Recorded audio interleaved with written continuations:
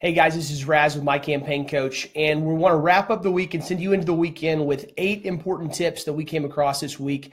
We shared them as little memes and graphics on our Facebook page throughout the week, but we wanted to make sure that you guys have all these as you're headed out to go block walking or just to go hang out at the lake or maybe watch some preseason football.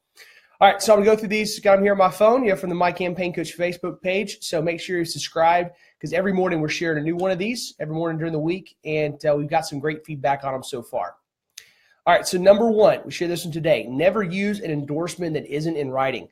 Now, this may seem a little bit old style, but the fact is you need to have it in writing because you need to be able to prove it happened. One of the first things that I do if I'm doing Oppo research on a campaign and they come out with an endorsement is I look back to see how they can prove that it actually took place.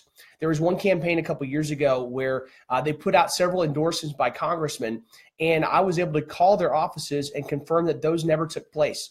They might have said nice things about her, and they might have the quotes might have been accurate, but the fact that they endorsed her campaign was not.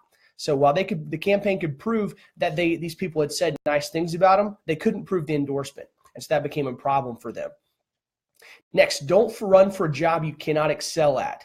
When you're picking what office to run for, oftentimes we're drawn to public service. We want to help save our country. And too many times people look at just saying, well, what's the one I can run for now?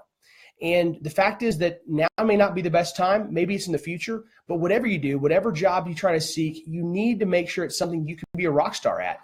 Because frankly, if you go there and you don't do a good job, you're never going to have a chance for something different, and you're going to hurt your reputation, and you're kind of working against all the values and ideas that you said matter to you in the first place. So don't run for a job you don't excel at.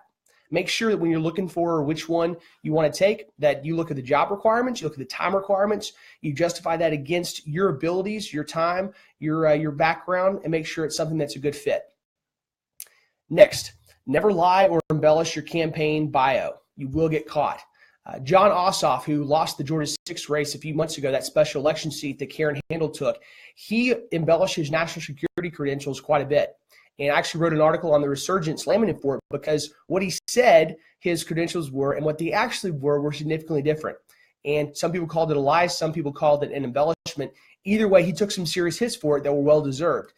It's not just something the Democrats do. Oftentimes when we're going to polish our resume up and try to put it online and try to go tell people a story about why they should elect us, people get a little bit carried away with the truth and want to put their best foot forward. You're never going to win that way. It's not going to help you out long term. Just stick with the facts, don't embellish, and just be honest with the voters. Next, never say or write anything you don't want to see on BuzzFeed. Now, how many times have you pulled up the internet, Twitter, BuzzFeed, any other site, and seen that something that somebody thought was going to be private, they never intended to be public, that now it's on the front page? Everybody from Donald Trump to Kim Kardashian, they've all seen that. They've all had those problems, and you don't want to be the next one. It can be a killer for your campaign, and you need to be careful. Now, we're all going to say or do things in our past that we're like, I'd probably prefer that not be on the front page. I know that I've done and said things that I'd prefer not to be there. But as you're going through your campaign and through whatever time between here and there, make a conscious effort to do that, to live that way. That's really how we should all live. And it's also going to help you in your campaign. Next, be prepared to be attacked before you are. Prepare to be attacked before you ever are attacked. This is a timeless military strategy, and it's important when we're talking about campaigns as well. You're going to get attacked. It's a fact of life. It doesn't matter how spotless your record is. It doesn't matter how nice of a guy or gal you are. You're going to get attacked. One of the critical steps in any campaign is differentiating who I am from my opponent.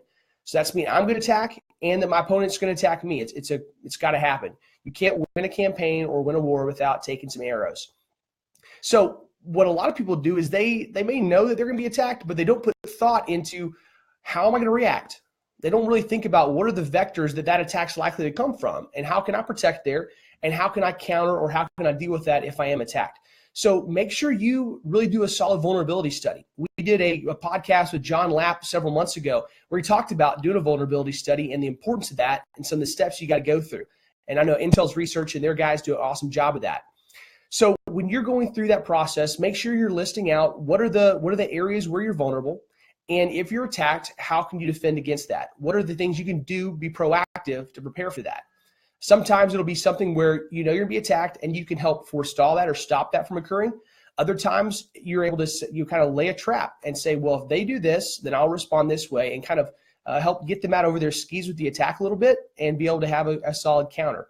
That's going to let them get themselves in trouble as a result of their jubilation at attacking you. One of my favorites this week is communication is not what I say, it's what you hear. And this is one of those things my dad taught me growing up. Communication is not what I hear in my head when I talk, it's what you hear when you're listening to me. Candidates run into this a lot. They'll have a great message. They'll have all these principles they're talking about. They'll have all these ideas they want to communicate, and they're just not getting through to the voters. And so it's really easy in those situations to blame the voters for not hearing you. But the fact is, you have to take ownership of that problem. It's not a problem with their ears. It's a problem with your mouth and your mind. You have to work hard. Communication is not easy. And so when you're trying to communicate, you got to put thought.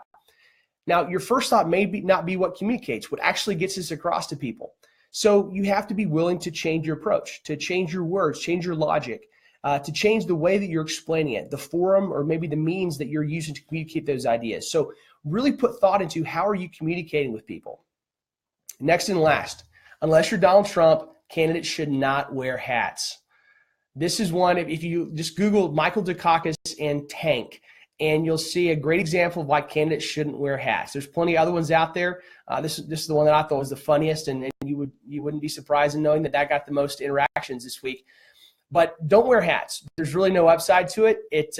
Oftentimes it will make you look like you are less professional than you are.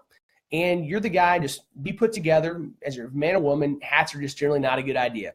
Wear some sunglasses if you need to, but you don't worry about wearing a hat to keep the sun off your eyes. You guys have a great week. We're going to be doing this doing this kind of tip wrap up about every Thursday, doing Facebook Live. I tried to do it yesterday, but my Wi-Fi absolutely sucked, and so I had to delete it after I got done with the Facebook Live. So post your favorite tip. Send us some that you think we ought to include in some of the meetings here down the line. I'll talk to you guys again this next week. Enjoy.